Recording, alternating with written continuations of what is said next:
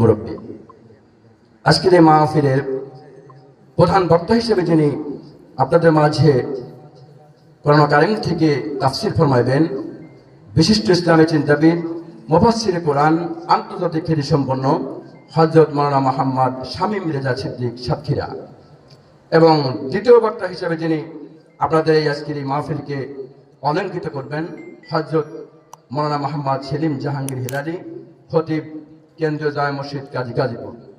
এছাড়াও আজকের এই মাহফিলের আপনাদের মাঝে কোনো হাদিস থেকে মহামূল্যবান ওয়াজ শুনাই আপনাদের প্রাণকে ধন্য করে দিয়ে দিবেন হযরত মাওলানা মুহাম্মদ শাহাদত হোসেন সাহেব। এরপরে আরও আমার এক ভাই আপনাদের মাঝে আপনাদের গ্রামের কৃতি সন্তান, তিনি এতে পূর্বে অনেক জায়গায় মাহফিল করে থাকেন, এই মাওলানা শাহাদত ভাই, এরপরে আমার ভাই নুরুজ্জামান ভাই, এরপরে আব্দুল মতিন, সবাই অনেক জায়গায় ভালো ভালো মানে মাহফিল তারা করে থাকেন।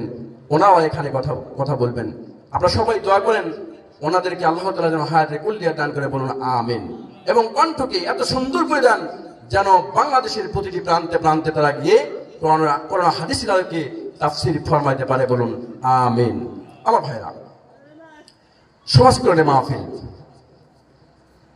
সমাজ, আমরা সমাজবদ্ধ একটা জীব, কিন্তু বলুন ঠিক কিনা? সমাজের আওতাভুক্ত আমরা কিছু মানুষ, এই সামাজিক নিয়মকানুনের মধ্যে কিন্তু আমরা বসবাস করি, বলুন ঠিক কিনা? সমাজ কল্যাণ, কল্যাণ নাম দিয়েছি, সমাজ কল্যাণ নাম দেয় নাই। কল্যাণের অর্থ কি? কল্যাণ উপকৃত হওয়া, উন্নতি হওয়া, শুধরানো, ভুল শুধরিয়ে দেওয়া, এরকম বিষয়ের অর্থ হলো কল্যাণ, বলুন ঠিক কিনা? মঙ্গল কামনা করার নাম হচ্ছে কল্যাণ। তো সমাজ কল্যাণ